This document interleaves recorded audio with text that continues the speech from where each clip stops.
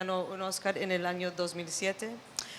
También con J.A. Bayona ha filmado The Impossible y A Monster Calls, Un monstruo viene a verme, que estuvo en los cines hace poco. Y ahora viene de México de filmar su más reciente película con Alfonso Cuarón, Roma. Es un enorme placer tenerte acá. Bienvenido a Eugenio Caballero.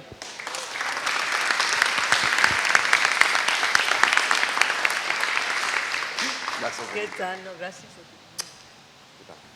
Así nos vamos a sentar y Sí. tener una plática y...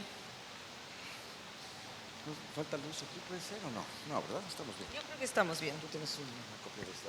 I do.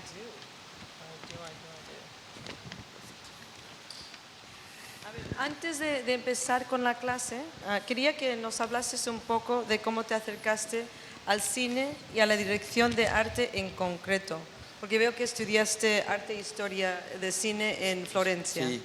Sí, bueno, yo a los 17 años me fui a Florencia pues, para estudiar historia del arte, que era una cosa que me llamaba mucho la atención. También estudié historia del cine. Cuando esto estuve 2 años y cacho. Cuando regresé a México, estaba un poco perdido, ¿no? A los 19 años uno está normalmente perdido. Y sin saber a dónde llevar todas estas vivencias que había tenido en los viajes. El cine siempre me había gustado, me gustó siempre ir a las salas, me gustó. Tuve una cosa que pasaba en mi casa, que es que nosotros en las comidas, todo lo que no se debe hacer, ¿no? Con las nuevas teorías de educación, pero nos sentábamos a comer viendo una película todos los días de cine mexicano blanco y negro, en el Canal 4 que pasaban en México, y allí básicamente pude ver todos los clásicos de cine mexicano mientras comíamos, luego lo conversábamos un poco con mi madre, con mi padre. Y bueno, cuando entré, como les dije, estaba un poco perdido, tanto que entré a estudiar Derecho, que era otra de las cosas que me llamaba la atención. Que por supuesto no duré ni un semestre en Derecho. Mis amigos que justamente habíamos salido de la escuela juntos o los hermanos más grandes de mis amigos que entraron a las escuelas de cine o que estaban en la carrera de comunicación en las universidades, empezaron a hacer sus cortometrajes y evidentemente en las escuelas de cine todo el mundo quiere ser director, fotógrafo, productor, pero nadie quiere ser el tipo que tiene que traer la mesa o que tiene que pintar esas paredes. Entonces yo cuando pisé un set por primera vez y vi que existía eso, entendí, y de verdad lo entendí muy claramente, que había un espacio para las dos cosas que más me gustaban a mí, que era, por un lado, la parte artística, ¿no? Y por supuesto, la parte visual, que está relacionado con eso, y por otro lado, el cine, ¿no? Y además había mucho espacio para hacerlo, es decir, todas las películas necesitaban algo y nadie quería hacerlo. Entonces ahí al final encontré un nicho que se fue dando de manera muy gradual. Empecé haciendo cortometrajes, hice muchos cortometrajes, casi no se hacían largometrajes. Cuando yo empecé a hacer cine en México, el año que hice mi primer largometraje, que fue en el 92, se hicieron 6 películas. ¿No?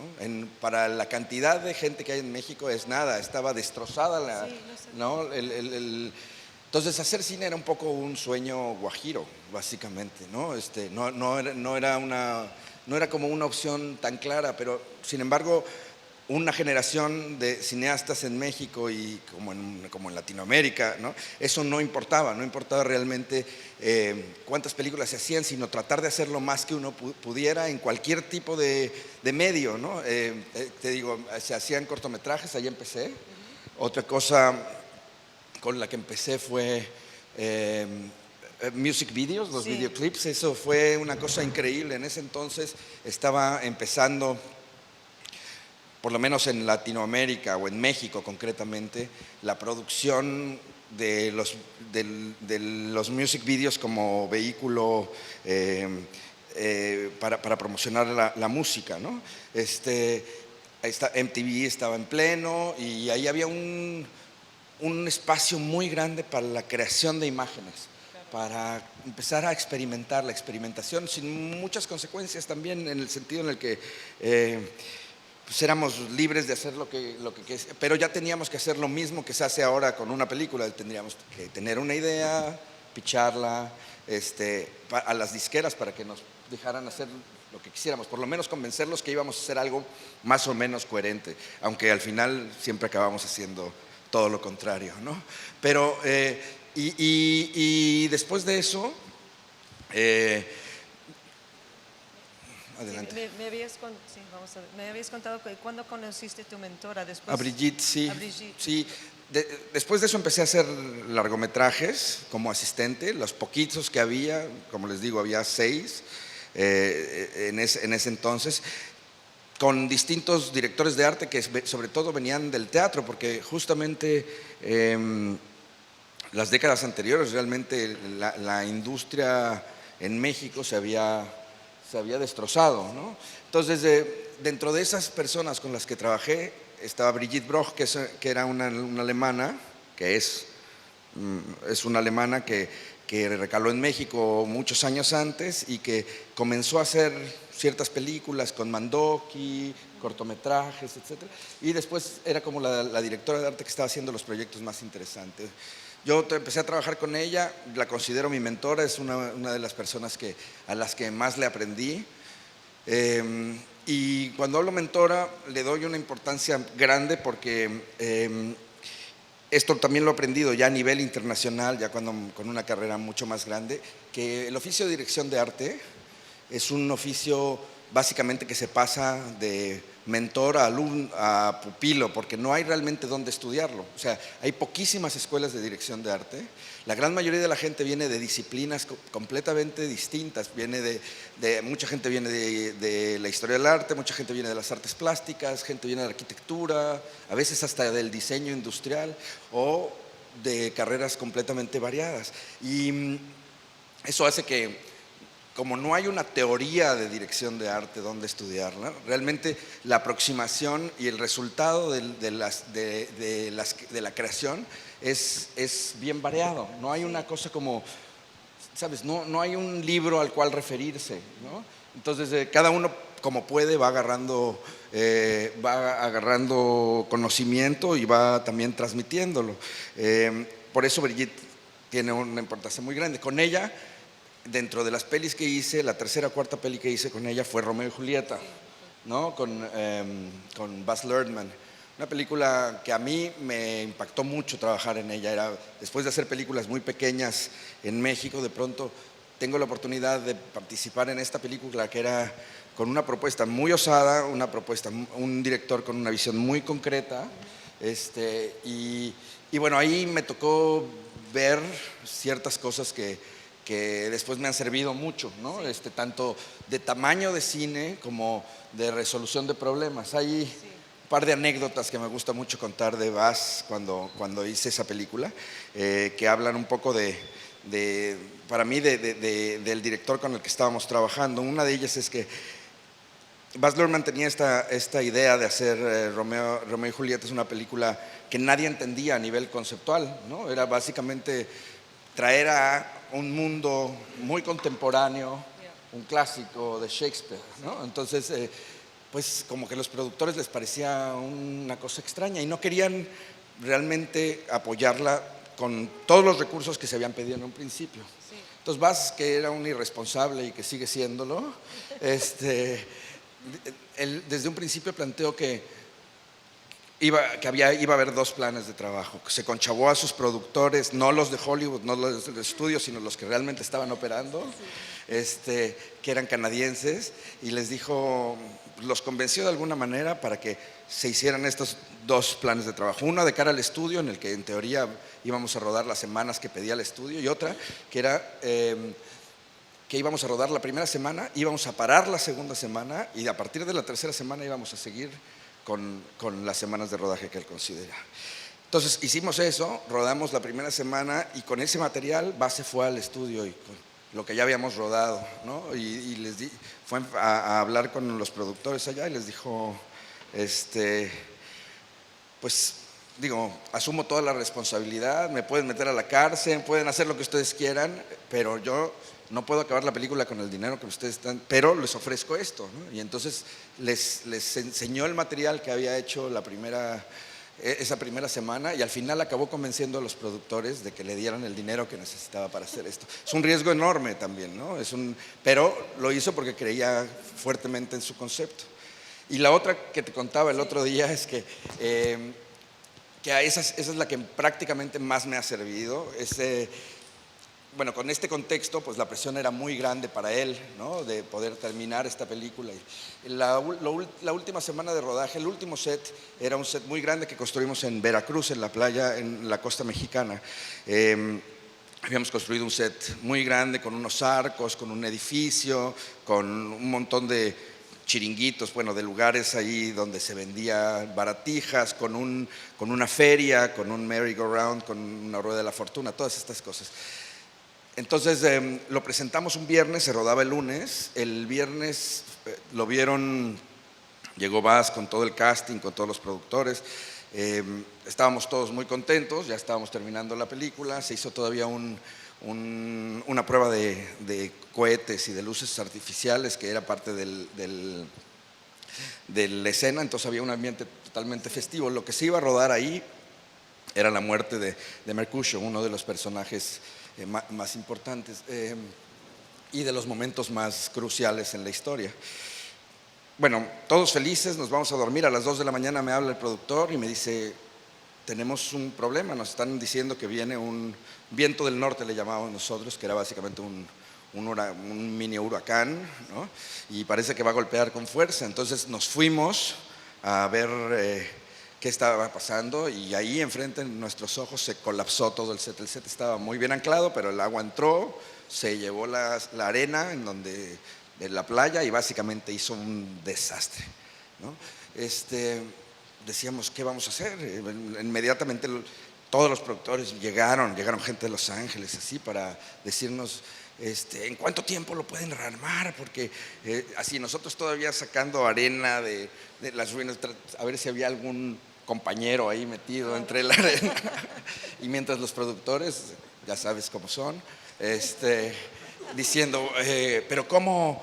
¿En cuánto lo tienen que armar en 3 semanas? Bueno, pues era imposible, habíamos pasado casi 4 meses haciéndolo, ¿no? O 3 meses y cacho. Y bueno, en eso me acuerdo que eran como las 10 de la mañana, después de todas estas, una tensión enorme. Llega Baz al set y dice, lo ve, todos los productores como abejas le decían, vamos, este es el plan, este es un posible plan, ¿cómo lo ves? Y entonces él de pronto dijo, a ver, por favor, déjenme en paz. Y se fue a caminar media hora entre las ruinas, supongo que tratando de decidir qué hacer con su vida, ya que había apostado tan fuerte a hacer esta película, tomando este riesgo, y al final pues parecía todo perdido, ¿no? Y él de pronto volvió y dijo, esto es exactamente lo que es la escena. La escena es el momento en el que verdaderamente la vida se convierte en ruinas. Dijo, evidentemente esto parece una ruina, tenemos que hacer como que se vea operativo, entonces hay que levantar aquí un billboard, o un espectacular, hay que poner uno de los juegos andando y prender unas cuantas luces. ¿En cuántos días pueden hacer esto? Me preguntó a mí, y le dije que en 4 días más o menos. Me dijo, bueno, en 4 días regresamos y rodamos la imagen, la escena. Y esa escena en realidad es la más memorable en toda la película. Es una película, o sea, la gente que me ha hablado de esa película, de esa película y de la estética de esa película, me hablan de esa escena en concreto.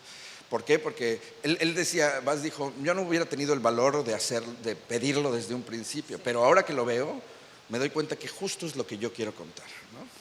Y eso me parece bien interesante porque al final la estética, además de por cómo aprovechó el momento, es porque creo que lo más importante es tener muy claro el concepto de lo que quieres transmitir, ¿no? Y en cada uno de los momentos. Pero bueno, así empieza la carrera, ¿no? Sí. Y después ya empieza, en realidad ha sido muy natural.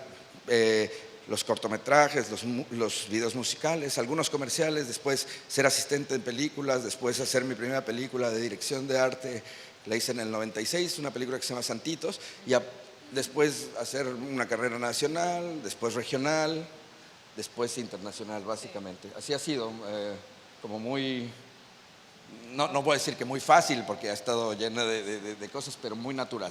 Orgánico, Sí. sí. Yo quería ya empezar a preguntarte un poco sobre como términos para Sí. empezar, para ambientarnos dentro de la clase. Sí.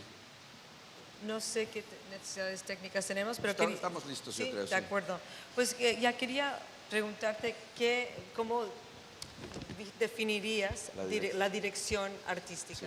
Bueno, la dirección artística o diseño de producción, digamos, técnicamente hablando, o una definición técnica sería que el diseñador de producción junto con el director de fotografía son los encargados del concepto visual de una película. Evidentemente siguiendo y siempre siguiendo la visión de un director, pero son los especialistas que hacen posible eso, ¿no?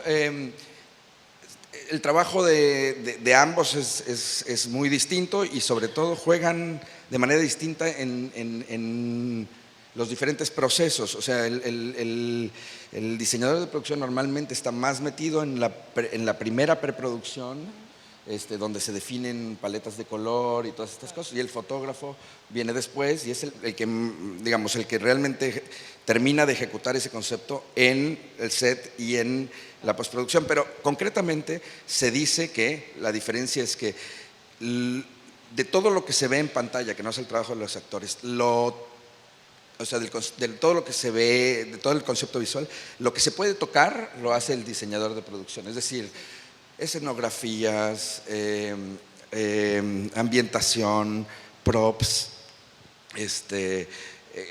colores, todas estas cosas, y lo intangible lo hace el director de fotografía, es decir, la luz, los encuadres, todas estas cosas. Pero, y como les decía, yo lo que hago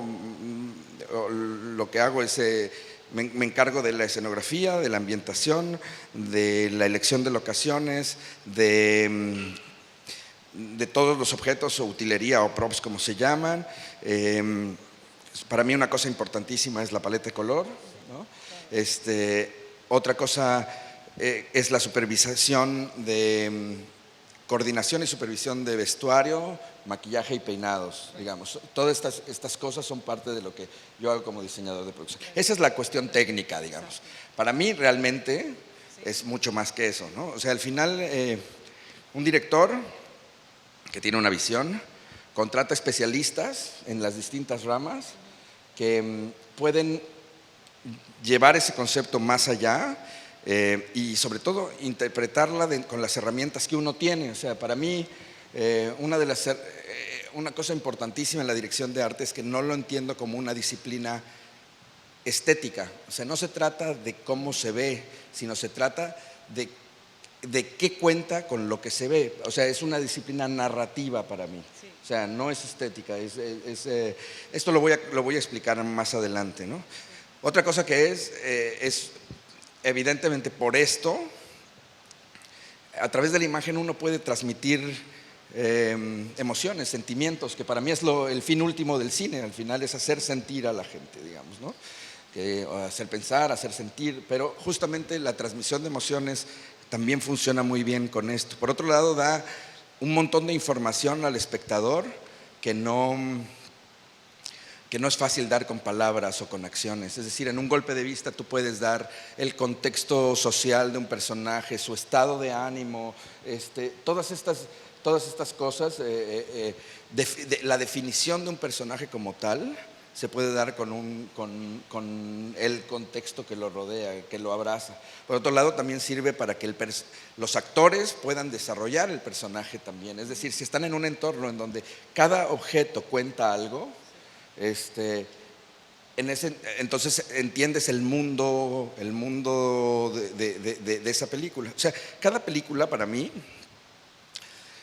tiene un mundo, se crea un universo que funciona única y exclusivamente para esa película. Todas las películas, es decir, aunque se parezca mucho a la realidad, aunque digamos es una película realista, en el momento en el que tú editas esa realidad para que haga sentido en tu película, en ese momento estás creando un mundo único y exclusivo para tu película. Y entonces, para mí esa es una cosa bien importante, y es muy importante para mí que ese mundo, para que tenga todo el poder narrativo y de provocar emociones, no tenga cosas que están al azar, ¿no? A mí hay una frase que me gusta mucho de Vicente Huidobro, el poeta chileno. Él hablaba sobre poesía, que decía: el adjetivo que no da vida, mata, ¿no? Y eso es, o sea, cualquier adjetivo de más en la poesía, que es este conjunto de palabras muy conciso, con una forma muy específica, como el cine, ¿no? Que tiene el fin último de sublimar. Si no está verdaderamente cuidado, en ese momento se pierde todo, un poder, una contundencia, una fuerza. Y eso es lo que a mí me parece muy importante en el cine. Es decir, que todas las decisiones, aunque sea una película muy pequeñita, todas las decisiones de lo que se ve estén ahí por algo, por el concepto correcto. O sea, en la elección de una locación, por ejemplo, que eso lo tiene todas las películas, incluso documentales o ficciones. En la elección de una locación está, hay una enorme posibilidad de transmitir, ¿no? Si el personaje se ve pequeño, con un edificio muy alto atrás, o al revés, si es un espacio con ángulos, que eso transmite inquietud en la pantalla, ¿no? Si la superficie es rugosa o lisa, todas estas cosas acaban siendo muy importantes, ¿no? Pues, Sí. ¿Quieres pasar a las herramientas sí, entonces?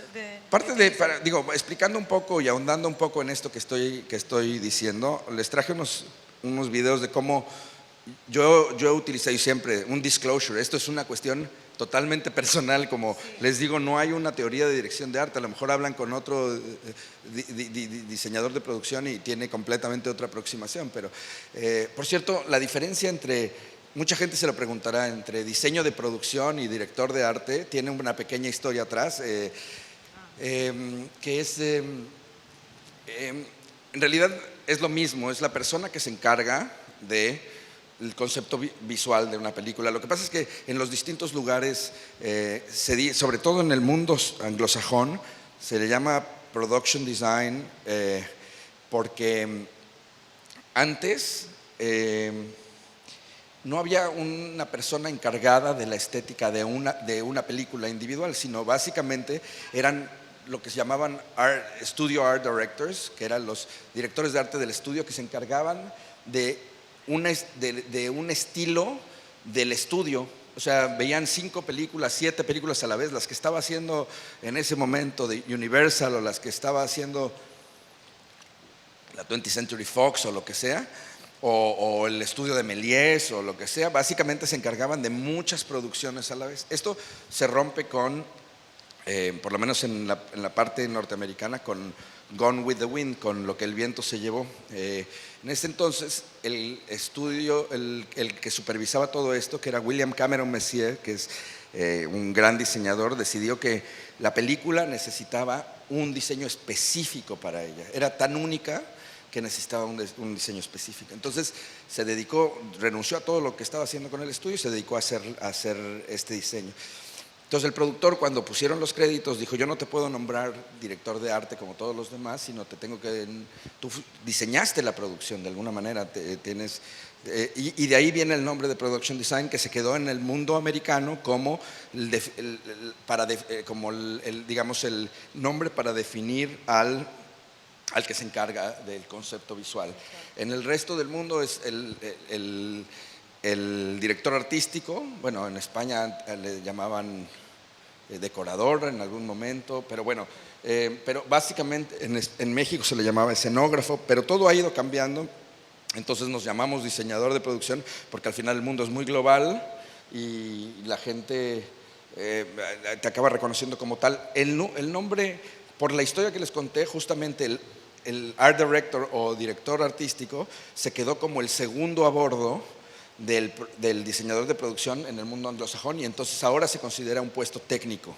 En Estados Unidos, por ejemplo, aunque se supone el segundo en importancia dentro del departamento, cuando tú ves unos créditos muy grandes en una película, realmente si tú estás nominado al Oscar, te nominan a ti como production design con tu ambientador, con tu decoradora, por decirlo de alguna manera. ¿Por qué? Porque aunque no es la persona más importante o la segunda a bordo, es la coparte creativa dentro del departamento, y lo que se premia en los premios en realidad es esta parte más creativa que la parte técnica. Okay. Entonces, bueno, para explicar un poco las herramientas, a mí hay dos herramientas que me gusta mucho utilizar de manera narrativa. Una es el color y otra es la forma. Hay un clip del Laberinto del Fauno en el cual se explica cómo utilizamos las formas. Básicamente, lo que hicimos fue, había dos mundos muy claros. El mundo de la fantasía, el mundo de la realidad. El mundo de la fantasía, de alguna manera, es la creación de esta niña para poder, ahorita te digo cuando lo sueltas.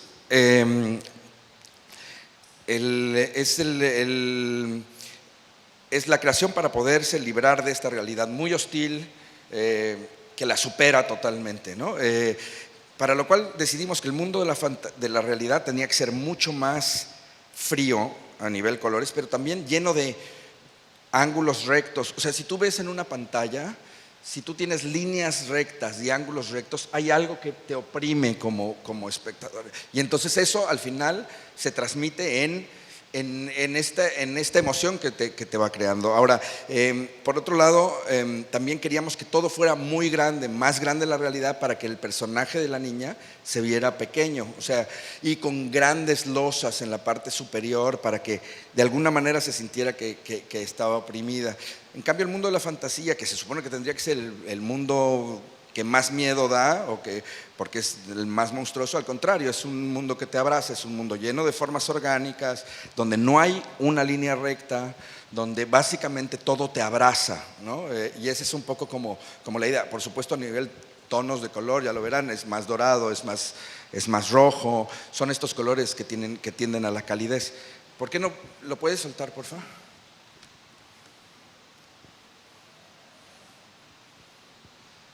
Hay una cosa, ahora verán, que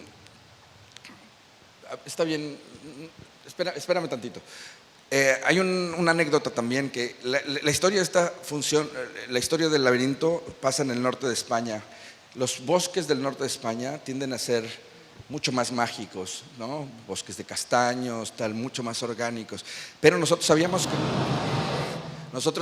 que el bosque estaba en el mundo de la realidad, por lo cual estas formas no hacían sentido para nosotros. O sea, nos parecía que justo estábamos rompiendo la regla, y al romper la regla toda la propuesta se colapsaba. Así que decidimos que, aunque no fuera realista, esta iba a suceder en un bosque de pinos, ¿no? Que hay poquísimos bosques de pinos en el norte de España, están más bien en la zona central. Entonces fuimos a hacer esto en el Espinar, porque cuando fuimos a aquellos bosques mágicos, algo no nos hacía sentido.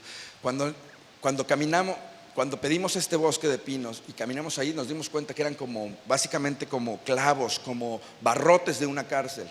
Entonces nos funcionaba muy bien justamente para esta idea de la transmisión. Suéltalo, porfa, y hay que bajarle un poco porque está monstruosamente fuerte, creo. El audio, a ver, déjame ver. Sí, el audio baja. Bueno, las opciones del diseño gráfico, por supuesto los tejados, todas estas cosas, las líneas, ahí hay el resultado del dibujo para que se vea mejor, ¿no? Esta cama gigantesca que está ahí, que mandamos a hacer para que se viera pequeñísimo el personaje.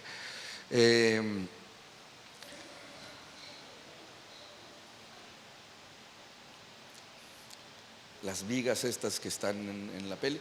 ¿Puedes ponerle pausa, por favor? Aquí hay otra cosa que les quiero contar, así como más como anécdota, pero también como cosas que a mí me sirven para… Hay una cosa que me gusta hacer, si tenemos tiempo al final vamos a poner un clip de la película Crónicas, pero es de empezar a hacer metáforas visuales de lo que va a suceder en las películas, ¿no? De manera muy, muy sutil voy sembrando pequeñas cosas que al final, si uno las lee, o sea, son estas capas que, que a mí me gustan en el cine, que es que cuando tú ves una película una y otra vez, puedes descubrir cosas nuevas. Por ejemplo, aquí lo que hicimos fue tallar lo que, bueno, en el laberinto al final se muere la mamá, pero resulta que es la princesa o la emperatriz del mundo subterráneo, ¿no? Y es una hada también, ¿no? Entonces, aquí justamente ya están puestas las alas y la corona de lo que va a ser después. Y así la película está plagada de este tipo de cosas, en la cual tú ya empiezas a decir con golpes de vista lo que va a venir después, ¿no? Y a mí me divierto mucho haciendo eso. Es algo que creo que yo soy el único que las ve en las películas, pero me divierto un montón haciendo. Suéltalo, porfa. Los tonos fríos que les decía. Puedes subirle un poco, ¿eh? Súbele un poquito al volumen, eso. Esto es lo que les decía del bosque, ¿no?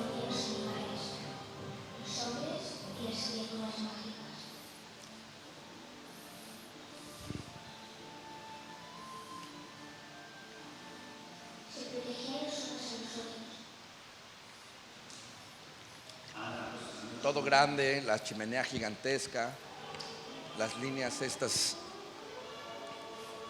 Cada elemento está aquí como puesto para generar hostilidad, ¿no? La navaja. Y bueno, ahí hay una cosa increíble. Cuando hablaba de las distintas disciplinas, por ejemplo, otra disciplina importantísima para hacer sentir es el sonido, el diseño de audio, ¿no?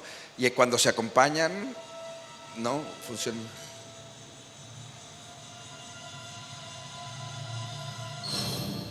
Ay, güey.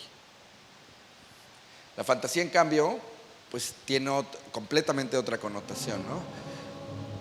Está el laberinto, que es la entrada, en donde no hay ángulos rectos, todo es suave, ¿no? Y los tonos empiezan a ser un poco más cálidos, aunque los más cálidos son en el mundo subterráneo, ¿no?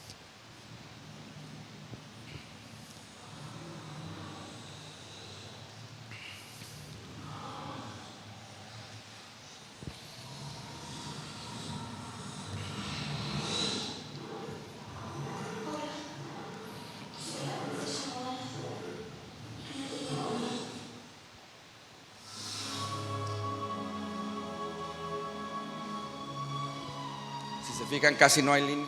Todas las líneas son suaves, todos los ángulos son, básicamente lo hicimos a propósito para justamente entender que las superficies la abrazaban, ¿no?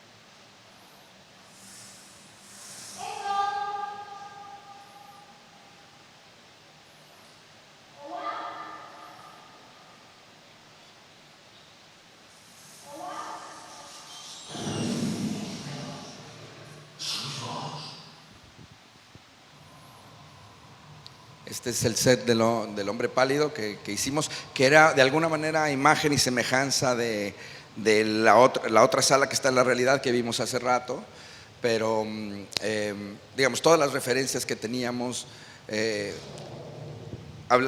queríamos que, por ejemplo, todas las columnas tienen remates con fauces y con todas estas cosas, pero al final sigue siendo cálidas, no es tan hostil, digamos.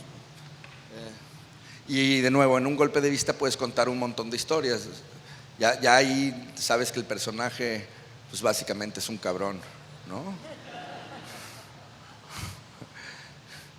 ¿No? Con ciertos elementos, cuentas ya un montón. Ahí está la relación entre ambos mundos, ¿no? Y bueno, por último esto, que es básicamente el culmen de todo esto, con las formas cálidas y con las formas redondas, que es cuando ella muere, que renace en lo que verdaderamente es su mundo, ¿no? Bueno, podemos quitar este clip, por favor, ya. Allá arriba. Gracias. A ver, el otro elemento para mí es el color. Como les decía, me parece que tiene una fuerza narrativa enorme. Les voy a dar dos ejemplos. El primero es de Impossible, la película Lo Imposible que hice con Bayona, que trata sobre el tsunami en Tailandia, una familia que le toca el tsunami, sobreviven todos, pero y salen evidentemente con la experiencia de esto. Entonces, lo que queríamos era tener una paleta de color que empezara con colores muy saturados, como para decir, y muy alegres, digamos, como para decir la vida es bella, ¿no? Vamos de vacaciones a Tailandia, de pronto les cae la ola, los colores desaparecen, básicamente se vuelven marrones, la realidad los avasalló. Después, cada uno tiene su periplo de supervivencia en distintos mundos, en un hospital que es bastante neutro, pero que empiezan a emerger poco a poco los colores y al final se encuentran. Al final la historia pues es una historia positiva porque al final los personajes se encuentran y no hay pérdida de ellos y salen de Tailandia. Vuelve a regresar el color para decir que de alguna manera la vida sigue, pero nunca puede ser tan brillante como al principio, porque al final ellos ya vivieron esta experiencia, es decir, los colores están siempre manchados, opacados por la experiencia vivida. Si quieres, suéltalo para que vean. Esta es como yo hago mis paletas, hago paletas fotográficas. Next. ¿No? Y después las interpreto en color. Estos son el preola, digamos, los colores intensos. Después cae la ola. El único color que dejo intenso es el rojo, que es el que puntúa la sangre y algunos elementos. Desaparece la saturación en los colores. Poco a poco, en el hospital, este espacio neutro empiezan a volver, ¿no? Ahí se ve. Para el final tener más colores ya de regreso, pero nunca serán tan vivos como al principio. Entonces, tengo cómo viaja el color en toda la película. Para mí es muy importante entender cómo viaja el color en una película porque tiene como les digo, para mí esto cuenta una historia, es una cuestión narrativa. Hay otro ejemplo sobre el de Limits of Control. Les cuento un poco antes de que lo sueltes de qué se trata esta película. Esta es una película que hicimos con Jim Jarmusch en España hace unos años. Se trata de un hombre, un hitman, ¿no? Que hace Isaac de Bancolé, que no sabe cuál es su misión, pero tiene una misión. Entonces va y encuentra a ciertos personajes que les van soltando más y más información. Lo que va a ir a hacer al final es asesinar a un hombre que de alguna manera representa el poder, en un lugar que es casi infranqueable, es una especie de búnker infranqueable. Entonces, este personaje empieza sin conocer nada, rodeado de colores muy saturados, eso es lo que quisimos hacer con la paleta de color, muy, muy, muy, muy saturados. Poco a poco él, en estos encuentros, va aprendiendo más de su misión, pero también, y dentro de eso, los colores empiezan a desaturarse, a desaparecer, hasta llegar al punto en el que puede entrar al búnker, es decir, se convierte en un fantasma, es algo así como se descorporiza, se podría decir así, descorporeizarse, se quita todo para poder llegar al punto de poder entrar a un lugar casi infranqueable.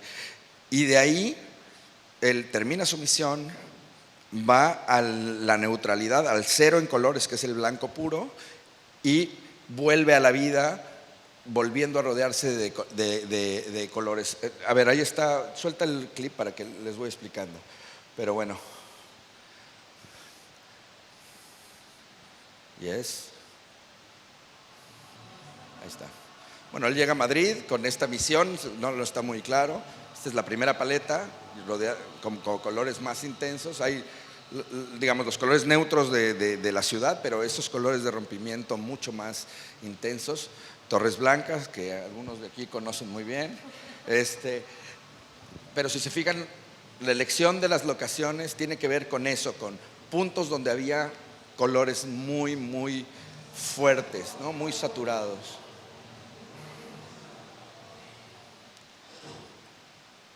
Aquí los azules, o sea, primero los rojos, después los azules más saturados, que también se reflejan en su traje. De aquí vamos a la escena del tren, que elegimos este tren justamente por este color de vestiduras que de alguna manera nos servían para esto. Él llega a Sevilla después de esto. Nosotros quisimos relacionar el concepto de aprendizaje, él aprende a qué va, con la calidez. Entonces los colores son menos saturados, pero más cálidos en Sevilla, ¿no? Y toda la elección de las locaciones o la transformación de estas o las construcciones de los sets apuntan a eso, como se dan cuenta ahí. Pero todavía hay restos de color, ¿no? La elección de esta gama son todos cálidos. Ahí les puse un dibujito de cómo imaginábamos el set y cómo acabó siendo, ¿no? Ese es el dibujo. Y ese es el set. Necesito agua.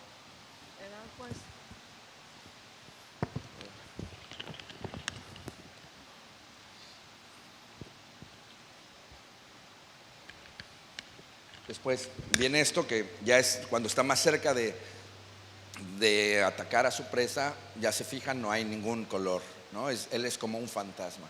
Entonces, o más bien no hay ninguna saturación, a colores hay, pero hay una saturación muy baja.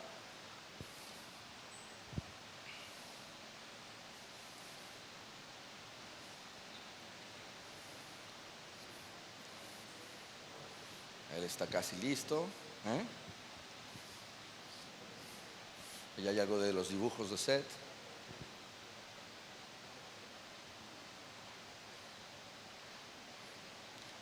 Y bueno, la elección, por ejemplo, de el negro en los coches, el brillo, es porque justamente nos daba la idea de el poder, digamos, de la maldad en cierto sentido.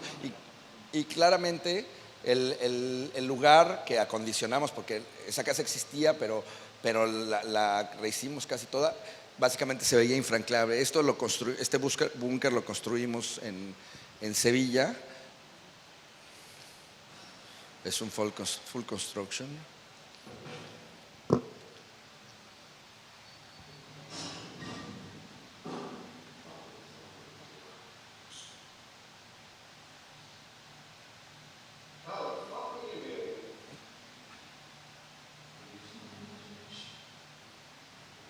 Lo mata, termina su misión. Perdón, lo mata, termina su misión en que se llama El Sudario de Tapiés, que es una obra maravillosa en el Reina Sofía. Se basa el blanco absoluto y de ahí regresa, ya con la misión cumplida, regresa a quitársele lo fantasma, regresa a ser persona, a la vida real.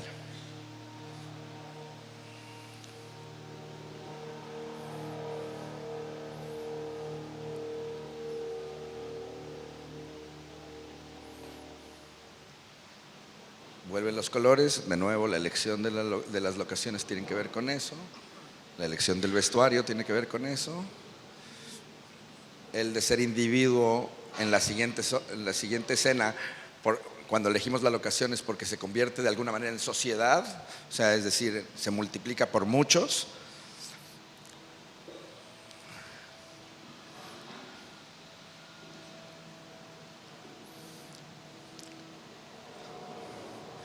Y sale a la vida real, que este es el final de la película, que elegimos esta boca del metro justamente porque tenía tonos rojos muy fuertes, ¿no?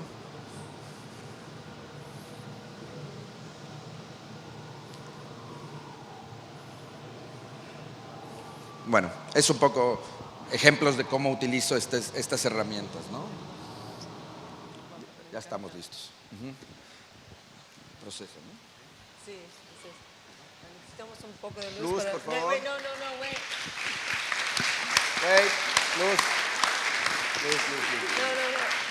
A ver, Pero, ¿cómo andamos? ¿qué más tenemos? Procesos, ¿no? Procesos tenemos que hablar. Sí. Bueno, digamos. ¿Cuánto tiempo Sí, tenemos? pues acabamos de empezar en realidad. Sí.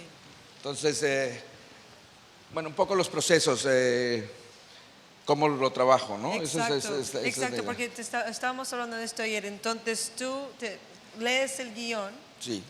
y de ahí, ¿cómo es el proceso? Bueno, yo leo el guión, normalmente cuando leo el guión converso con el director, ¿no? La gran mayoría de las veces.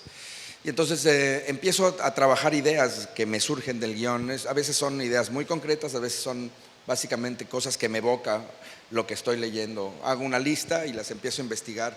Yo, como vengo de la historia del arte, me gusta mucho investigar. Es una de las cosas que más me divierte como método, digamos, como método. Entonces, ahí es donde empieza uno de los momentos que yo más disfruto de la película. En realidad, hacer las películas me encanta, pero diseñarlas es lo que más me gusta. El trabajo de mesa que hay antes de que se inicie el rodaje. Y bueno, muchas veces esta investigación, que son compilar imágenes, escuchar música, leer poesía, todo, o por tenerse a caminar, en ese momento se te abren todos los sentidos y estás básicamente conectado con tu película y empiezas a tomar ciertas cosas, empiezas a reflexionar. Es un proceso muy rico, ¿no? Entonces, cuando puedo, lo vierto en algún objeto, toda esta investigación que represente algo que represente la película. A veces no puedo hacerlo por las prisas y lo hago de manera digital, es decir, no se imprime, sino se tiene un archivo digital, pero bueno, el proceso es un poco lo mismo. Si quieres poner el siguiente, les voy a enseñar el libro del fauno. Este libro, ¿le puedes poner pausa? Por favor. Este libro yo lo hice, a mí Guillermo me ofreció esta película en Cannes del 2004, si mal no recuerdo. Íbamos a presentar Crónicas, una peli que hicimos con Sebastián Cordero. Me invitó a comer y me dijo, te quiero contar algo, ¿no? Y básicamente lo que me contó fue que quería hacer esta película. ¿Le puedes poner pausa, por favor? Ok. No, esto es fascinante, me encanta. Y él en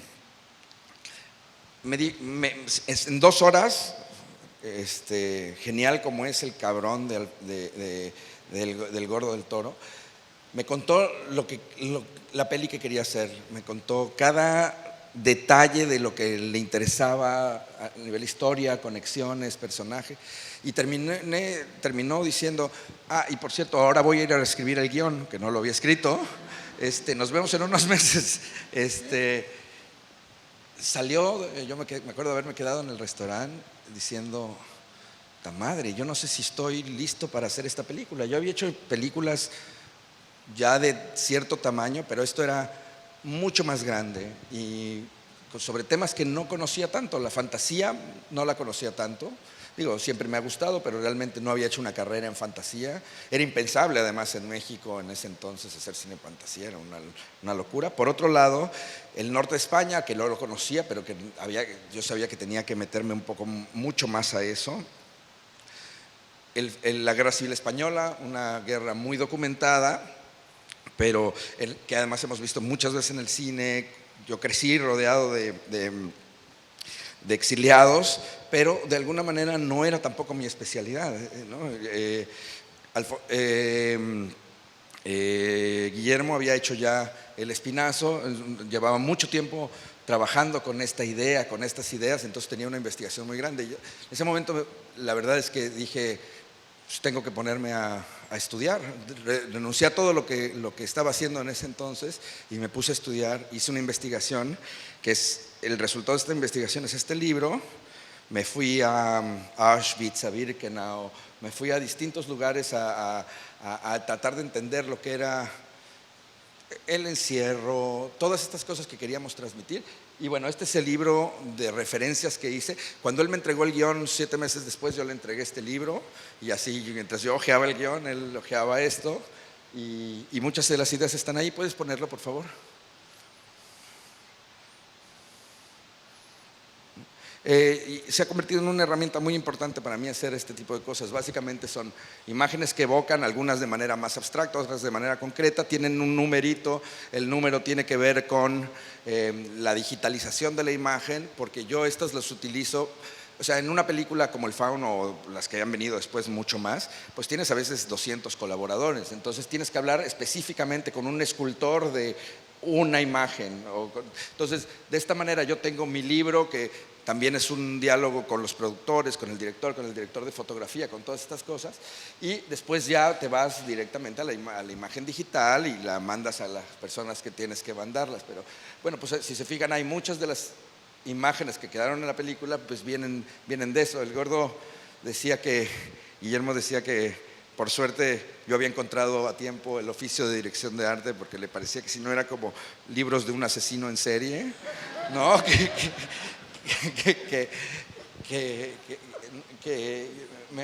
Y bueno, es un poco eso. Hay otro ejemplo, si quieres ya adelántale al siguiente capítulo, que es el de Limits of Control, aunque parece un libro muy parecido. Este es un libro que yo le regalé a Jarmusch, que lo tiene él en su casa después de que hicimos la película, y no hay nada que me enorgullezca más, porque además es uno de las películas, aunque todas ha habido un aprendizaje enorme, pero el privilegio de trabajar con Jim y con Chris Doyle para mí fue enorme. Hicimos una mancuerna de trabajo muy interesante, pero Jim es un gran maestro. Esto van a ver algunas páginas que son más o menos similares a lo que vieron, que es investigación. Si quieres, suéltalo. Y luego lo que hice aquí fue incorporar ya más procesos de preproducción. O sea, ya están las paletas, ya hay fotos de locaciones, todas estas cosas, ciertas notas de lo que tenemos. A ver, siguen siendo imágenes de referencia que vienen de fotografía artística, en el caso del Fauno, de documentación de guerra, ¿no? No quería nada más irme a la Guerra Civil Española, sino muchas cosas fueron como las guerras de los Balcanes que estaban entonces, o sea, mucha de esa brutalidad. Y esto ya es parte del proceso de preproducción, ¿no? Entonces, si quieres, basta como ejemplo, creo. A ver. Sí, quítalo por favor. Y después de esto yo con esto converso y empiezo a dibujar, se diseñan ciertos sets, se empiezan a buscar las locaciones, empieza el proceso de preproducción, digamos. Les tengo algunos ejemplos. Este es el de Lo Imposible. Si lo quieres, por favor, echar. Esto es lo que, después de la investigación, estos eran los dibujos que hicimos. Yo quería hacer una cosa como esto. ¿Cómo hacerlo? No tenía ni idea. O sea, ni idea. Una de las cosas que me pasa con las películas es que, perdón, ponle pausa, por favor. Es que normalmente no sé cómo voy a acabar haciendo esto. Si yo supiera claramente cómo voy a resolver este crucigrama, creo que no sería un buen signo, porque al final parte de empujar la imagen y las barreras es de pronto no tener ni puta idea de cómo lo vas a resolver. Perdón, excuse my French, pero como de decir, intuyo que lo voy a hacer, pero no sé muy bien cómo. Así hicimos La Ola, no sabíamos cómo en Lo Imposible. Este set también, sabíamos que queríamos hacer esto porque esto era lo que habíamos visto en las imágenes de referencia, pero no sabíamos dónde, cómo y cuándo, y esto se va desgranando durante el proceso de preproducción, ¿no? A ver, si quieres, vuelve a echarlo, porfa. Entonces, para hacer eso, encontramos una locación que era esto. Por supuesto, no tenía nada que ver con los dibujos que nosotros dijimos. Entonces empezamos a construir. Primero yo hice un árbol, sabía que tenía que construir un árbol, entonces lo hice de bambú para ver si funcionaba bien o no. Ya que vimos que sí, entonces empezamos a construirlo, haciendo, bueno, los cimientos, toda la escultura de esto, que básicamente era como una maceta gigante. ¿Puedes ponerle pausa, por favor? Mientras tanto, para hacer este árbol, habíamos hecho una investigación, a diferencia de otros árboles que he hecho que me ha tocado hacer en el cine un montón, a diferencia del fauno o del de ahora Monster Calls. Este es un árbol vivo, tenía que ser un árbol vivo, no será muy importante. Entonces averiguamos en la zona cuáles eran las plantas que podían comer a través de estas raíces o tomar nutrientes, estas raíces que le salen en los brazos, ¿no? No necesariamente las raíces que están en la tierra, sino estos filamentos que le salen a ciertas plantas. Y bueno, lo que hicimos fue preparar ciertas ramas desde antes, nutriéndolas a partir de esos filamentos, todavía en el árbol, y después las cortamos. Pero las seguimos alimentando, entonces básicamente seguían vivas. Y eso las pusimos, así como ven, amarradas en nuestra gran maceta que tenía forma de árbol. Y si lo puedes soltar, por favor. Y las continuábamos alimentando. Entonces era un árbol vivo, básicamente, ¿no? Eso es pintura escénica, ¿no? Ese es, bueno, ya ahí se ve parte del árbol terminado. En este lugar tuvimos que hacer un dique para controlar el agua. Después hicimos 17 de estas piscinas hechas con cemento para poder tener el agua controlada que queríamos. Ahora les voy a mostrar al final la escena el porqué, pero empezamos a llevar y ambientar con todo lo que ven. El set terminado es esto, ¿no? Es un set muy grande, es el más grande que he hecho, casi eran 300 metros por 200 metros, es un set gigantesco como pueden ver aquí. Todas esas son piscinas de agua controladas por nosotros con pH controlado, con lodo de spa, para que los actores no se fueran a dañar. Y esta es la secuencia.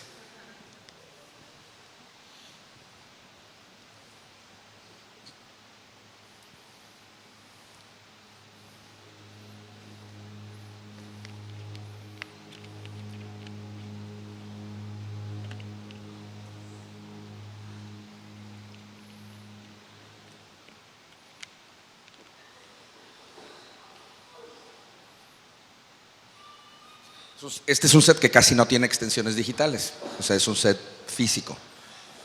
La parte de arriba del árbol sí es digital, pero todo lo demás no lo es.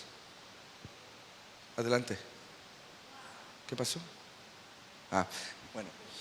Entonces, bueno, este es un ejemplo de cómo son los procesos que me tocan. Evidentemente, cada película, del tamaño que sea, pues tiene sus propios procesos, pero un poco funciona, por lo menos a nivel de dirección de arte, de la misma manera. A lo mejor no construyes grandes sets, pero sí tienes que elegir una locación, ¿no? Pero lo importante es tener muy claro por qué vas a elegir esa locación.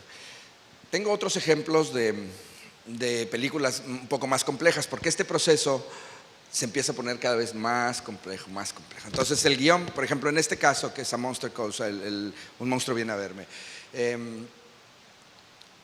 no sé, es muy fácil escribir, primero en una novela, porque esto viene de una novela, bueno, en un guión así de Connor está en su escritorio y cuando de repente escucha algo en la ventana, se acerca y ve una colina.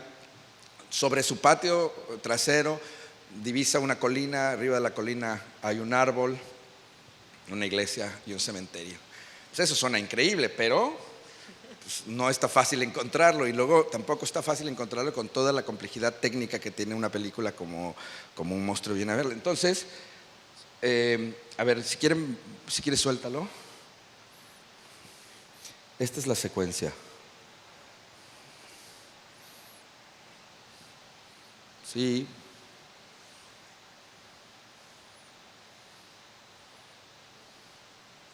Ahí está.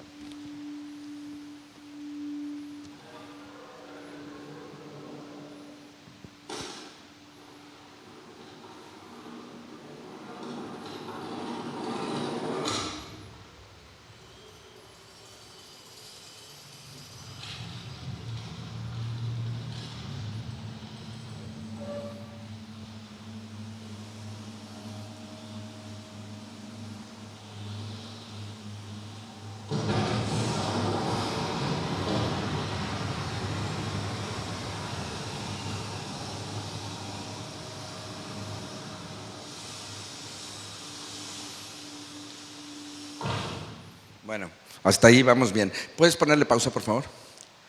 Entonces, bueno, nos dimos cuenta que... ¿Puedes ponerle pausa, por favor?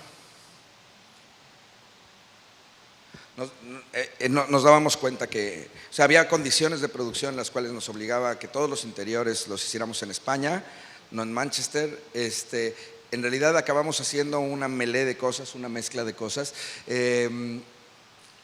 Un poco este ejemplo es cómo se disecta un plano, cómo ahora a mí me toca disectar estos planos y decidir qué se va a hacer en cada uno de los lugares. Ya lo vieron, bueno, un plano o una secuencia, ¿no? Para sabíamos que teníamos que construir el interior de un set en foro, porque hay mucha interacción con cosas digitales. Entonces, este es el set construido. ¿Puedes, por favor, adelantarte a la siguiente imagen con K y luego otra vez K en la siguiente? Entonces, ¿puedes ponerle pausa, por favor? Esto es lo que queríamos que se viera, ¿no? Esta es la imagen final.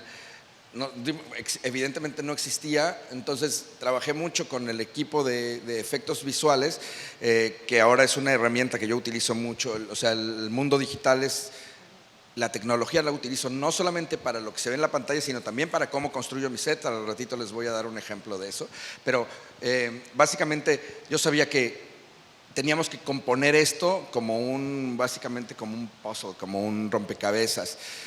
Decidimos que esta zona de aquí, esto de aquí, es el patio trasero que nosotros íbamos a construir en un backlot, en un foro. Teníamos que construirlo porque al final nosotros, para crear el monstruo, utilizamos una técnica que se llama motion capture, que es básicamente, se crea una especie de títere digital, ¿no? Con ciertas reglas, en la cual, por ejemplo, si hay el titiritero, que es un actor que se pone un traje con sensores y al mover su cuerpo mueve el títere digital que ya tiene que tú ya estableciste qué reglas tiene. Y digo qué reglas tiene porque, por ejemplo, hay monstruos que tienen 4 articulaciones y los seres humanos no los tienen. Entonces tú dices que si el movimiento así va a mover una articulación, el movimiento asá va a mover 2 articulaciones. Es decir, pones tus propias reglas, el actor se lo pone y empieza a manejar su títere digital, ¿no? ¿Qué es esto? En este caso fue Liam Neeson el que movía el títere digital.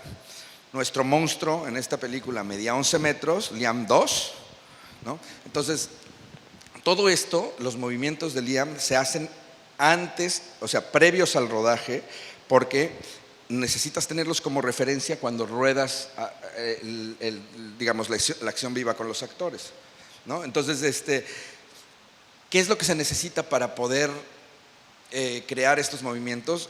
Tener límites, ¿no?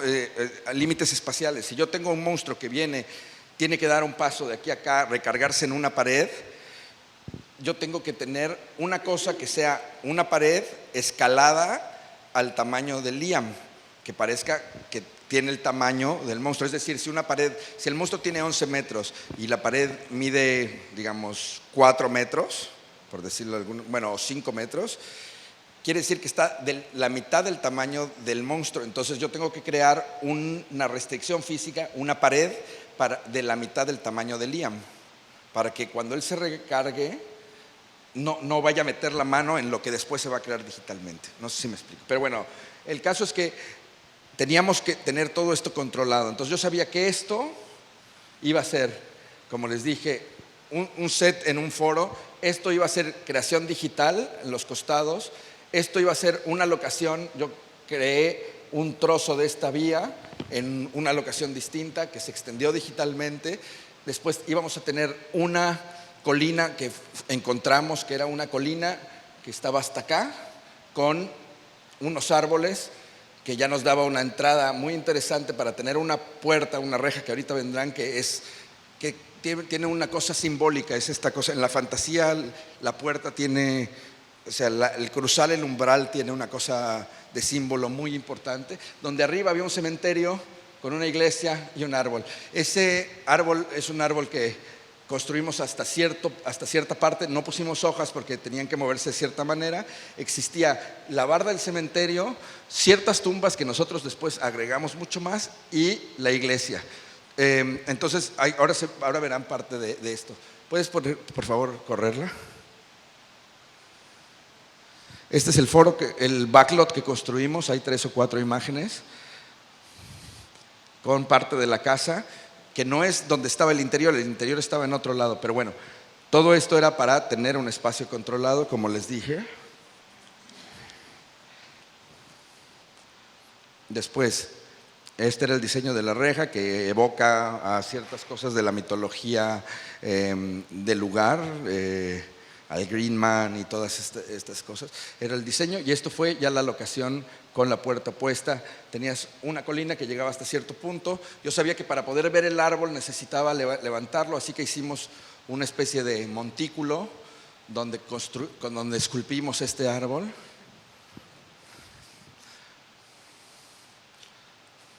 Que culminó así, que es el naciente de todo. Y bueno, pues esa es la manera de disectar un plano ahora, que es la parte que les decía que me parece muy divertido. Por otro lado está el uso de las herramientas digitales, como te decía. Ahí, para mí el uso de las herramientas digitales no nada más entran con extensiones en CGI o todas estas cosas que se hacen ahora, sino también utilizarla para construir ciertos sets. O sea, les cuento, este plano, esta secuencia que les voy a poner, pues era una secuencia también que venía en el guión y que no teníamos ni idea cómo resolverla. Empezamos a partirla en cachitos y ver qué íbamos a hacer en cada lugar. Ya estábamos muy cerca del final de la peli. Y por suerte se nos ocurrieron ciertas ideas que al final nos permitieron tener los sets como queríamos, a un costo mucho menor, involucrando menos gente. En España la mano de obra es cara. Entonces, al final mandé a imprimir un set, por decirlo de alguna manera, de 20 por 20. No es imprimir, pero sí es básicamente se crea una imagen digital, se ponen bloques de styrofoam, en cada lugar se llama distinto, en México se llama unicel, es este material blanco que se utiliza, no sé cómo se dice aquí en Panamá. Acá, no lo sé, styrofoam acá. Styrofoam. ¿Sí?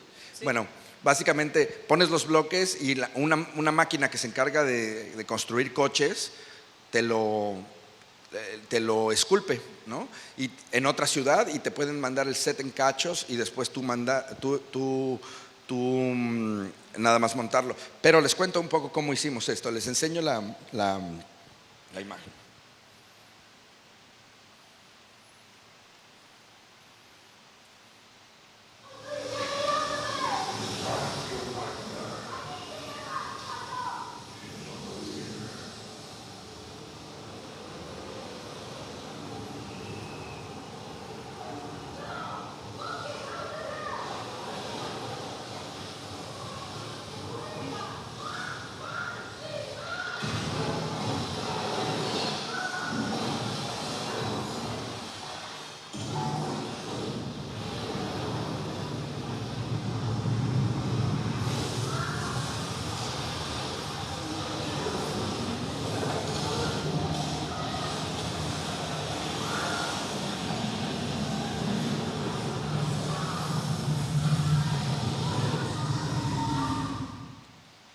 ¿Le pones pausa, por favor?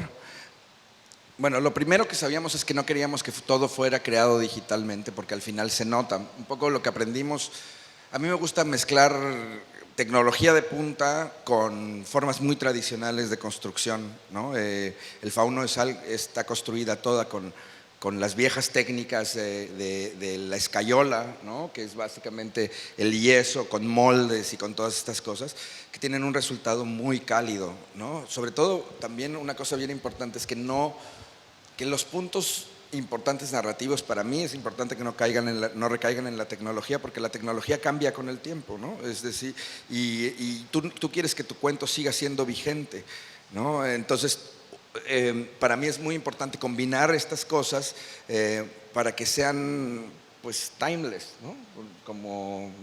Que es una cosa que también te decía con respecto a mi propuesta de diseño, que es que muchas de las decisiones que yo tomo no se basan en mi gusto personal, porque mi gusto personal ha cambiado un montón durante los últimos años y yo quiero que justamente mis películas queden más allá de eso. Entonces trato de que todas las decisiones sean tomadas porque la historia me lo pide, ¿no? Pero bueno, volviendo a esto.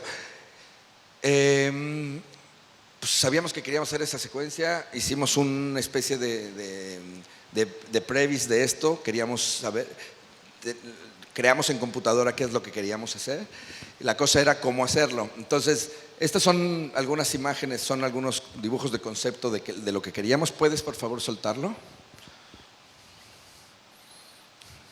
Después, ponle pausa, por favor. Fuimos a esta locación que ya la vieron en el otro clip. La iglesia nos servía mucho, era una iglesia que medía 17 metros de alto. Aquí estaba sin ambientar, si se fijan hay mucho más tumbas las que nosotros pusimos. Pero bueno, esta era la locación. Cuando estuvimos ahí, decidimos escanear esta locación, ¿no? Escanear digitalmente esta locación. Esto, ¿cómo se hace? Se hace con básicamente un tripié que arroja miles de puntos láser y en esta misma técnica, como el juego de niños que es como un montón de clavos que tú pones la mano y que justamente se refleja la mano. ¿Saben de cuál estoy hablando? Pues es un poco la misma técnica.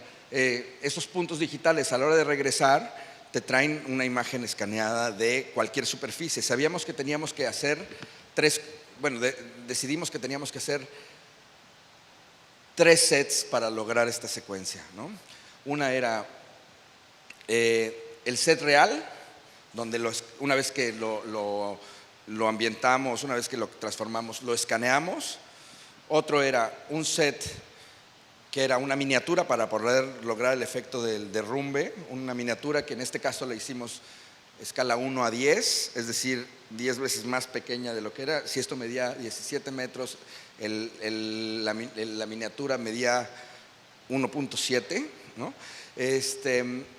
Un set que tuviera movimiento, porque no queríamos que todo el movimiento fuera digital, un set de 20 por 20 metros, con 9 plataformas hidráulicas para poder generar el movimiento de las superficies, y un modelo digital que pudiera usarse para completar todo lo demás. Entonces, por eso decidimos invertir, que no fue muy caro, en escanear esto, y porque además tanto la maqueta como el set tenía que tener la misma orografía que la locación original, es decir, las mismas caídas de terreno, las mismas distancias, porque al final si no pegan todos estos, no pegan todos estos elementos que hay que aglutinar. ¿Puedes por favor ponerle la siguiente imagen? Entonces, bueno, esto ya es la miniatura, esta es la maqueta, y se hizo porque justo estos efectos de destrucción es muy difícil que se vean también puramente digital, sino nosotros nos gusta mezclar lo físico y lo digital. Esto era una sola toma, 16 cámaras, ¿no? Y básicamente es para hacer el efecto que vieron, ¿no? Estas eran pequeñas tumbas de este tamaño.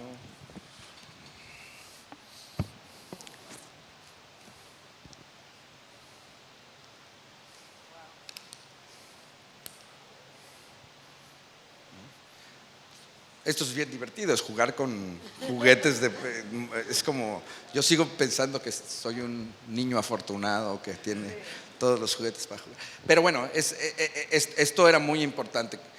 Después este es el set, si le pones pausa por favor.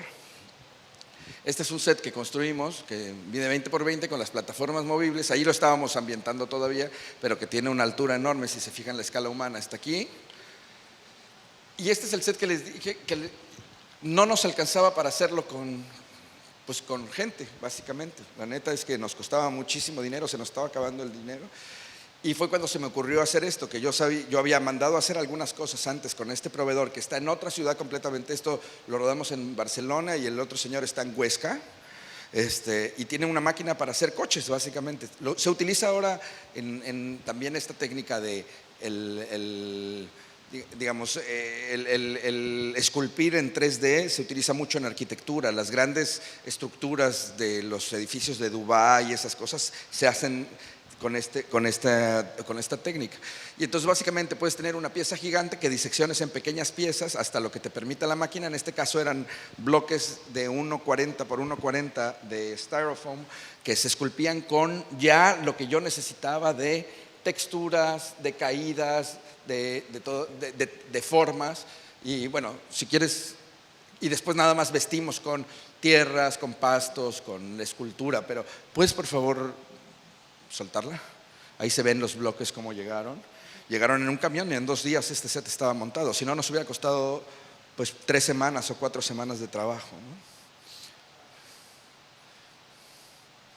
Y bueno, ahí está. Pero bueno, es un poco también el uso de la tecnología en esto. Gracias por agua. Pues yo creo que ya está. Gracias.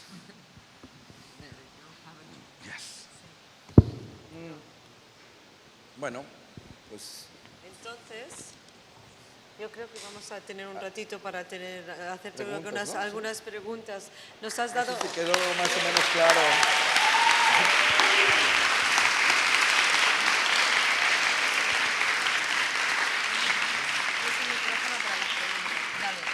¿Y dónde está el otro? No. Ya perdí el otro micrófono. No, esto es para las preguntas. ¿Y el otro? No, me lo quitaron. Yo ¿Y el voy a tener mío? No, that's yours. Ah, aquí está. ¡Ta madre!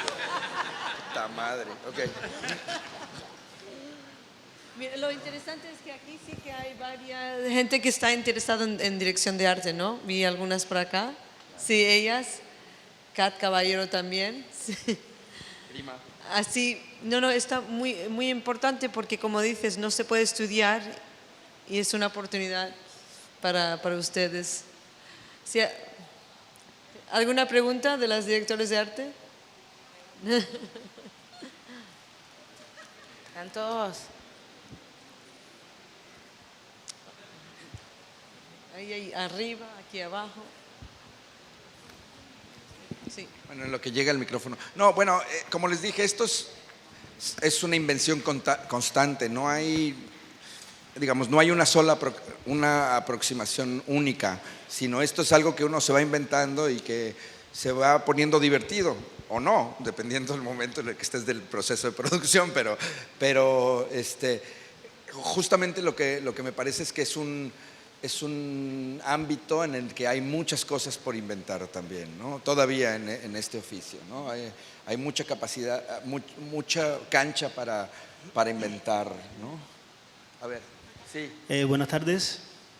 La verdad que desgraciadamente llegué tarde a la exposición y no pude disfrutar todo, pero lo que vi estoy alucinado. Gracias. De verdad que es un trabajo que no tenía, voy a tomar sus palabras, ni puta idea de que era tan trabajoso. Entonces, mi pregunta, usted como director de arte o de diseño de producción, me imagino que tenga que tener una estrecha relación con el de fotografía Absolutamente, sí. para que al final el producto estén los dos felices, ¿no? Sí. Ahora, ¿quién tiene la última palabra o quién determina? Por ejemplo, usted tenía bien claro que para lograr lo que se quería lograr hacían falta 3 sets, en el ejemplo que puso. Sí. Pero eso fue el director de fotografía el que se lo sugirió a usted o usted se lo sugirió. ¿Cómo funciona No, eso? En este caso fui yo, porque lo hicimos muy pronto en la preproducción. El director de fotografía no se había integrado. A ver, son varias preguntas. Las que entiendo yo ahí son varias preguntas. Una es, está muy claro que tiene que haber un vínculo estrechísimo entre el director de fotografía y el diseñador de producción. El 50% del éxito de mi trabajo es que el trabajo de fotografía vaya también a su lado, y igual del director de fotografía. Si no hay nada interesante que fotografiar, si no hay un concepto detrás, se puede perder. Pero no hay que olvidar que todo esto va, digamos, sumado, o va más bien, sigue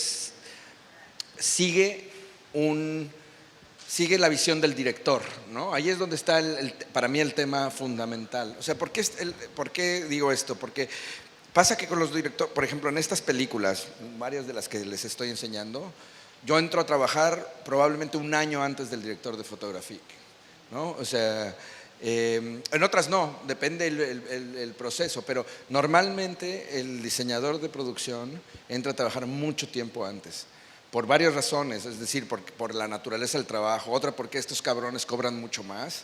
¿Dónde estás, Chediak? ¿Dónde estás? Entonces los tratan de meter el menor tiempo posible. Pero entonces cuando llega un director de fotografía hay muchos conceptos creados. También cuando llega un diseñador de producción, el director tiene sus propias concepciones también, ¿no? Pero bueno, básicamente va sumando cosas.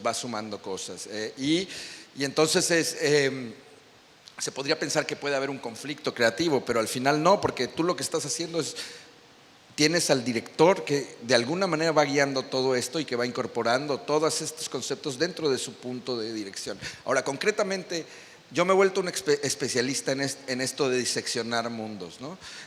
O planos. Estas sugerencias me atrevo a ponerlas en una clase mía porque fueron básicamente todas mías. Bayona me da mucha libertad para que yo decida cómo partir esto, y lo hacemos junto con el supervisor de efectos visuales y los productores, ¿no? Y una vez que tenemos una prepropuesta, la hablamos con Bayona y él trae otras ideas y se van sumando, pero a él le gusta como director que se le haga un poco, que ya se le dé digamos, un paquete con soluciones. Después las vota también y las cambia, ¿no? Que es normal, ¿no? O sugiere o no funcionan, pero en este caso funciona así. A mí me pasa con el director de fotografía, al final yo acabo siendo muchas veces mi aliado más grande y mis grandes amigos acaban siendo los directores de fotografía, nos volvemos aliados importantísimos, ¿no? Pero, y es muy extraño porque justamente es como cortejar a tu director, a tu novia durante un montón de tiempo y luego llega otro cabrón y te la baja, pero sabes que, ¿no? Te la quita, sabes que es parte de eso y se hace un menage interesantísimo, pero en realidad el director de fotografía tiene que, todos estos conceptos teóricos también los tiene que aplicar en el mundo práctico, que es el rodaje, que hay una presión bien distinta a la de preproducción, ¿no? Básicamente es la presión de la cotidianidad, de tener que sacar adelante el día con día, ¿no? Entonces, bueno, hay un vínculo muy estrecho. ¿Eso responde a tu pregunta? Chingón. Hay una pregunta aquí enfrente. Hola Eugenio, te quería preguntar, porque estas masterclass son como sumamente aspiracionales, utilizando una jerga beisbolera, tú estás en las grandes ligas y nosotros estamos en las ligas menores, y me interesa mucho lo que tú hiciste al principio del desarrollo de tu carrera como director artístico, Sí. que empezaste nacionalmente, después regional, después internacionalmente, sobre todo considerando que la industria aquí en Panamá está en pañales, como se Sí. dice. Entonces, como que, ¿cómo empezar una carrera como director artístico con la realidad de un mercado, una industria que está en ciernes apenas? Sí, bueno, como te digo, todas las películas requieren un concepto visual, aunque sea elegir una locación, ¿no? Decidir hacia dónde volteas la cámara. Ahí es donde está, tomarse en serio cada una de estas decisiones son las que al final te abren las posibilidades para ir creciendo. O sea, como te decía yo al principio, para mí la opción de hacer cine cuando empecé era casi nula. Habíamos, en la Ciudad de México, no sé, somos un titipuchal de habitantes y así se hacían 6 películas. Imagínate lo competido que estaba poder entrar a esto. Al final, ¿cómo fue? Yo no tenía ningún contacto en este mundo y tal, básicamente fue que de alguna manera vieron que había un joven que se tomaba en serio lo que estaba haciendo, que trabajaba fuerte y que después se abrieron las posibilidades porque uno nunca sabe qué va a pasar en la vida. Es decir, por ejemplo, para mí que me hayan ofrecido Romeo y Julieta me cayó de la nada. Nunca pensé que podía haber hecho una peli así, o como tampoco pensé que podía haber hecho El Fauno después, por más que había hecho la película anterior, que fue la película que hice con Sebastián Cordero, que se llama Crónicas, que es una de las películas, que es una película compleja, pero no es de estas ligas, digamos, ¿no? Pero es la película más importante en mi vida por muchas razones. Ahí aprendí mucho, aprendí y experimenté mucho de los conceptos que después se han llevado hacia otro lado. ¿Por qué? Porque coincidí con gente con la que tuve un bond muy fuerte, que en este caso fueron Berta Navarro, la productora, que después me llevó a otras películas, Quique Chediak, el fotógrafo, y Sebastián Cordero, el director. Nos hicimos, o sea, creo que fue una película fundacional para por lo menos nosotros. Berta ya llevaba una carrera más grande, a ella le tocó toda la transición de un cine en los finales de los 60, más bien en los 70, ¿no? Finales de los 60, 70, 80, y después se convirtió en uno de los pilares del resurgir del cine mexicano. El resurgir del cine mexicano creo que viene porque, bueno, por muchas cosas, políticas, etcétera, pero sobre todo vienen porque había todos estos estudiantes, toda esta gente que hacíamos proyectos diminutos, de pronto generaron una energía y las cosas se fueron cambiando. Y eso es lo que creo que tiene uno que hacer cuando está ahí. Entonces la respuesta viene por dos cosas. Una es seguir trabajándolo, seguir desarrollando conceptos, tomárnoslo en serio, en el ámbito en el que puedas, sea un cortometraje, sea yo no sé si ya se hacen music clips, creo que ya es algo que no se hace, pero bueno, sea un comercial, sea lo que sea, ¿me entiendes? Y después vas desarrollando tu propio oficio. Y por otro lado, no dejar de empujar como grupo y tratar de aprovechar todas las oportunidades de producción, que para eso están cosas como este festival, tratando de formar gente, de generar una industria, ¿no? de por lo menos tener diálogos entre cineastas, ¿no? Es eso. Hola, Hola. Yo tengo una pregunta, bueno, dos preguntas en verdad. A ver. Primero quería saber un poquito sobre el mismo proceso de dirección de arte. Yo entiendo que mucho pasa en la preproducción, la gran mayoría, ¿verdad? Entonces quería saber que si en el rodaje, cuánto en verdad sucede, más o menos qué cantidad de gente participa en el aspecto de dirección de arte y diseño de producción. Pues mira, depende de la película. En realidad esto siempre es un traje a medida, ¿no? Depende qué necesitas. En The Impossible yo tuve 357 personas en el departamento de arte. Wow. Y en la película de Emke que hicimos, que se llamó Club Sandwich, éramos 8, ¿no? O sea, quiero decir, depende un poco del proyecto, ¿no? Ahí lo vas viendo y lo vas y lo vas.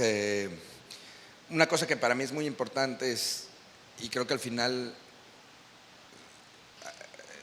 es muy importante para todos, es poder tener la gente que uno necesita para poder hacer el trabajo. Es decir, al final se tiende a tratar de apretar mucho para que tengas menos gente, pero que yo lo entiendo por una cuestión financiera, pero al final sale mucho más caro. Es lo mismo que me pasa, o sea, yo creo que películas como The Impossible o como El Monstruo se pudieron hacer y por supuesto El Laberinto del Fauno. El Laberinto del Fauno es una película que costó $13 millones, que es nada, es una película que quedó ahí como una de las grandes películas. Yo en los Oscars competía con películas que tenían 5 veces mi presupuesto, ¿no? Pero se pudo hacer a ese costo o lo imposible, que también es una peli que se ve del doble de lo que costó, o El Monstruo, porque tuvieron una preproducción larga de muy poca gente. Es decir, la gente que tomaba decisiones. O sea, yo, por ejemplo, en The Impossible estuve 1 año trabajando, yo y una persona de locaciones y el director y el productor, y luego se incorporó un asistente de dirección y alguna gente más del equipo de producción. Luego incorporamos a un dibujante, pero básicamente fue gradual y hubo mucho tiempo para pensar, no con los grandes gastos. El gran problema en el cine, yo creo, es cuando entra el gran grupo de trabajo. Ahí es donde empieza a costar mucho dinero, ¿no? Y entonces, si no tienes al final las respuestas las siguen dando los mismos 4 tipos. Si no las tienes, va a cerrar en eso. Entonces lo importante es tener el tiempo para poder pensar en la preproducción, desarrollar bien los proyectos para que cuando entre el gran equipo que te empiece a hacer un montón de preguntas, tú ya sepas realmente y con certeza dónde quieres estar. Por ejemplo, también contratamos a alguien de locación, no sé si lo dije, pero alguien de locaciones muy pronto en el proyecto para poder discutir por qué servía y por qué no servía cada locación, ¿no? Y lo mismo, para mí, yo soy partidario de una larga preproducción de muy poca gente que una preproducción masiva y de poco tiempo, porque al final la misma gente, te digo, me repito, es la misma gente la que toma las decisiones todo el tiempo y a veces no tienes el concepto claro o la capacidad mental para responderlo, ¿no? A veces llevo proyectos simultáneos, no en rodaje, pero sí en desarrollo, sí. Sí. Ah, sí, había otra, pero esta es por mera curiosidad. Cuando estaba viendo el set de A Monster Calls, el que es todo hecho de styrofoam, que en general, en verdad, ¿qué pasa después con todos estos Es process una de buena utilería pregunta, y- sí. Bueno, en este caso lo dimos al reciclar, se vuelven a hacer bloques de styrofoam con todo esto. Pero es verdad que tiene que haber una gran conciencia, sobre todo cuando construyes grandes sets, porque puedes tener un daño, una huella ecológica muy, muy grande. Yo procuro, hasta donde se puede, reciclar casi todos los materiales, ¿no? Sí, ser conscientes también en el momento en el que uno los elige, ¿no? Hola, bueno, primero que todo es un gran honor para mí haber recibido una charla, ¿no? Gracias. Y estar rodeado de tantas mentes Muchas gracias. como usted y el señor Chediak, ¿no? Pero bueno, mi pregunta es un poquito más abstracta, si se puede decir. Uf. ¿Qué tan importante es para usted la relación de las emociones con los colores a la hora de armar las paletas? Porque he visto que algunos directores de arte se refieren a herramientas como la rueda de emociones de Plutchik. Perdóname, otra vez, es que no te entendí muy bien. ¿Qué es? ¿Cuál es la relación? ¿Qué tan importante? Platiquemos. ¿Qué tan importante es para usted la relación de las emociones?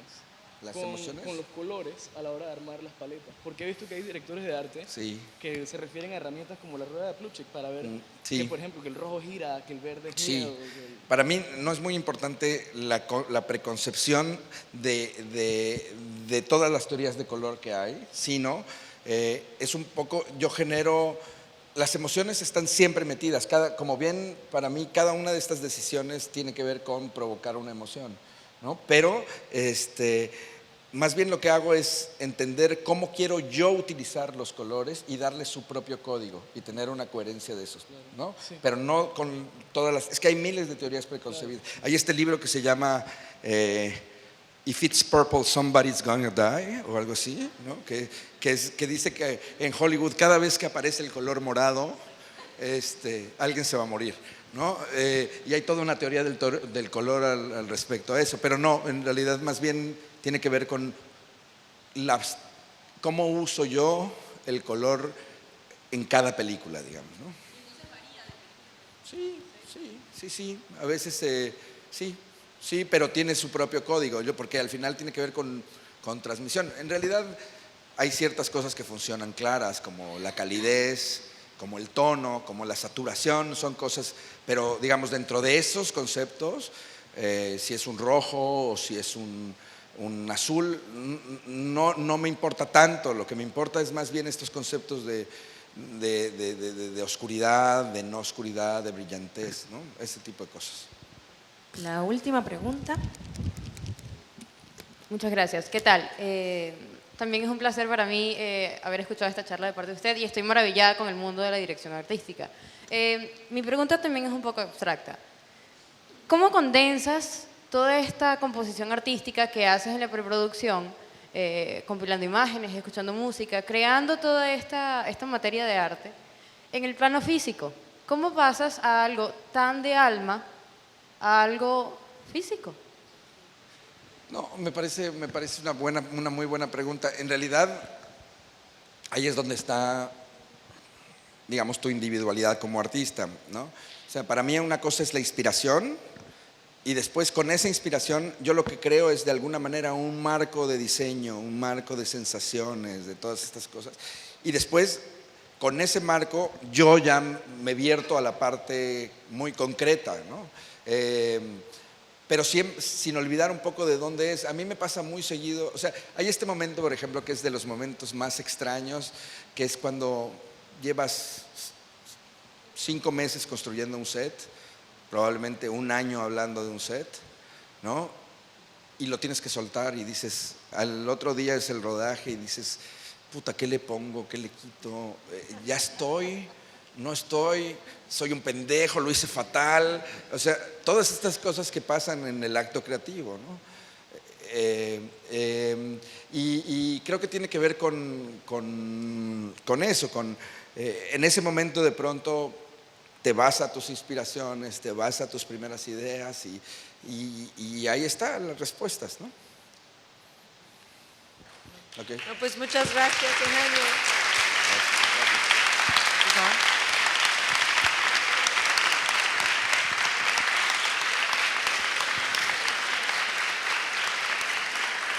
Pues gracias por venir. Gracias, Dianita. Ay, también, Ok. a ver, el lunes es que estabas hablando de Quique Chedia, que trabajaste con él en Crónicas. Él está aquí y también dará una charla sobre dirección de fotografía. También, así gracias por estar. No se la pierdan, tú estarás. Dale, dale, gracias otra vez. Amazing, amazing, amazing. Gracias.